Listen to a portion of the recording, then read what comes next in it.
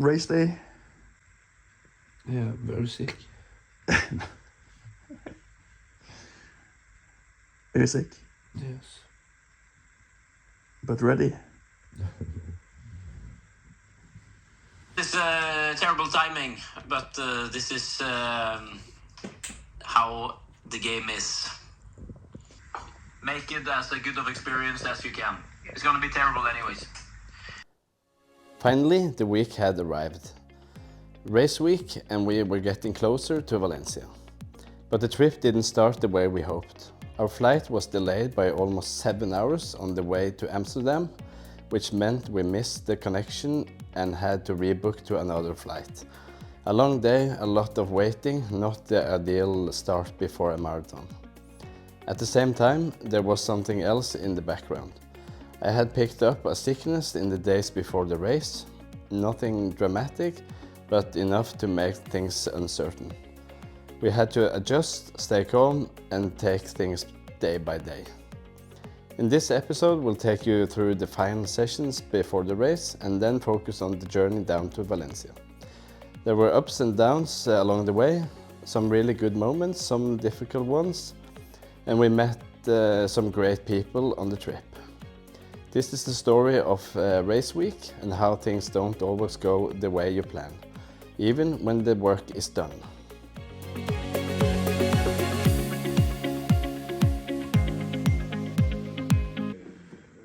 Begin? Yeah. Okay. Today I received this package from my Secret Santa. A new race shoes, Alphafly 3. Let's unpack it. Yellow. Very cool. Valencia shoes. Ooh. New special edition Nike Elite Alphafly 3 shoes. Thank you, little baby brother Jakob, for fixing these amazing shoes. With double carbon plate, double effect.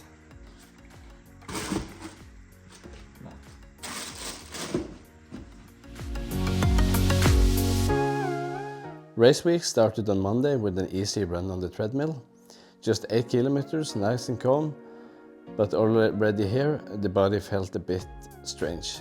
I had big stomach problems earlier that day, and even though the pace was easy, I could feel that something wasn't quite normal.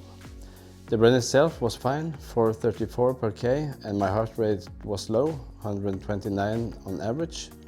On paper, everything looked good, but it didn't feel as smooth as it should during race week. On Tuesday, I had to travel to Oslo for work, so the session was done on a hotel treadmill after a full seminar day. Not ideal, but you do what you can. The plan was 4 times 6 minutes after a 3k warm-up with 60 seconds rest. Pace was between 17.4 and 5, followed by a 2k cooldown. Again, the numbers were good. Average heart rate was 135, so the effort was controlled. But it still felt a bit flat. Not bad, just not sharp. Wednesday was the last run before the race, an easy run around Forus, and this was also when I tested my new shoes for the first time. The legs okay, the pace was relaxed at around 4:30 per k, and my heart rate stayed low again, 134 on average. So the training itself was fine, calm runs, low heart rate, nothing stressful. But looking back, the body was already sending small signals. And during race week, even small signals matter. Not happy today, I'm very sick. Idiotic.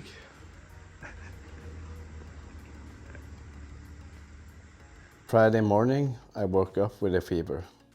And that was a tough moment. Not much you can do in that situation. You rest, you wait, and you hope.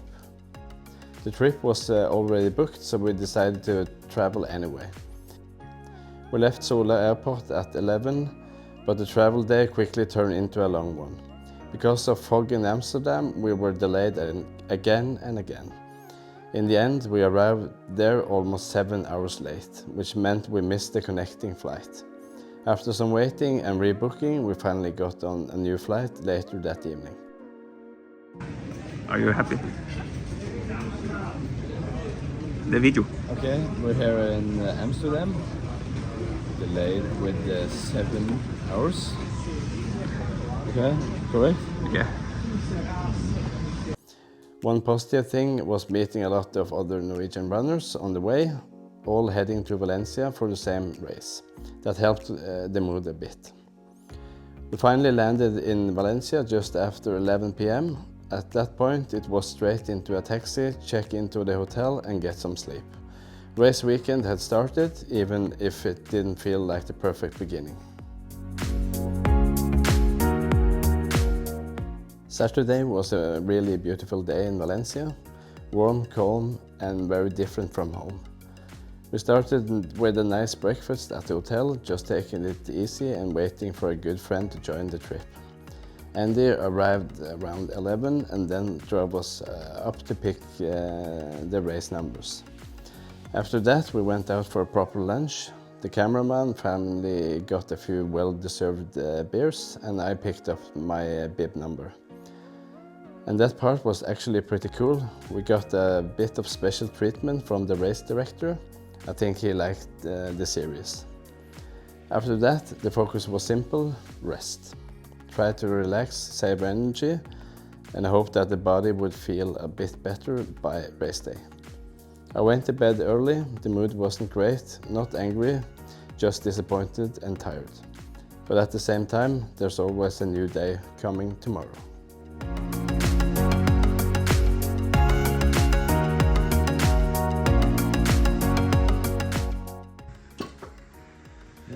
Now I got some milk, crackers,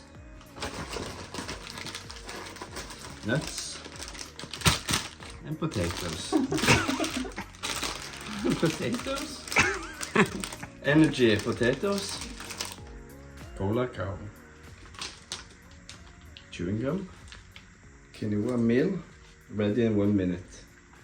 This is gonna take for breakfast.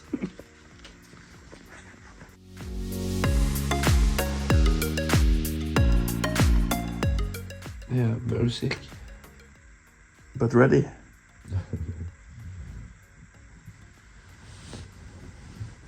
Okay, we're at race day.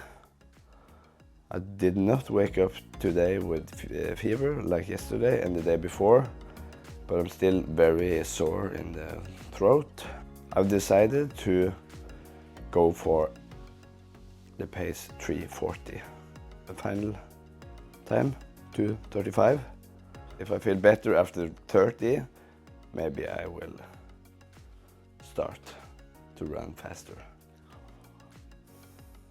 It's not just mentally, I'm actually sick. We are going to stand in the front and sprint out. Maybe wave to the camera. Good luck. Thank you. Jack.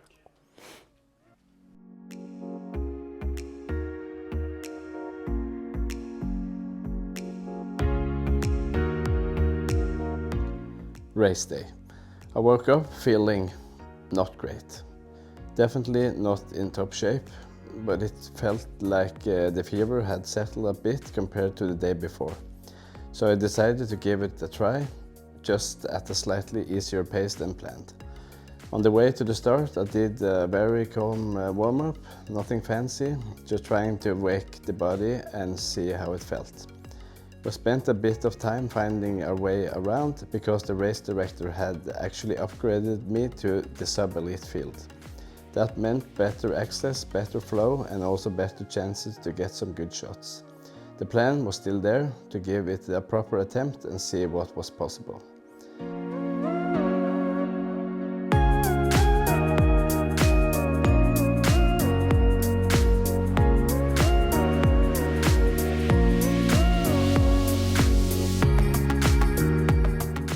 The gun went off and I settled into 3:39 pace, and honestly, that pace felt good.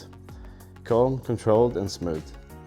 I ran very evenly and the first half marathon went by without any big issues. But after that it became clear that I probably should never have started.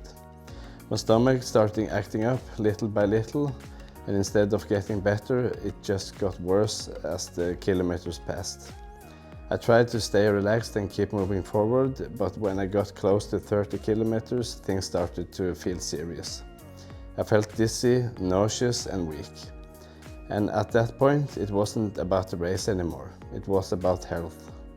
So I made a hard decision, but the right one. I stopped. When I did, my body started having small twitches, which was really uncomfortable. That was a clear sign that this was not something to push through. The trip back to the hotel was long and bitter. So much training, so much time and effort, and this was how it ended. But when the body doesn't cooperate because of sickness, there's no reason to risk your health. This is, after all, just a hobby. I met the cameraman back at the hotel after the race. After a bit of pep talk, we decided to get out again, meet some other runners and just reset a little. We grabbed a well-earned ice-cold Coke and slowly the mood lifted. Looking back, this has still been a very good trip. It took time and energy, yes, but it also was also a great experience. A nice build-up, good people and a strong journey overall. And the most important thing, will always be another race. This wasn't the end, just part of the story.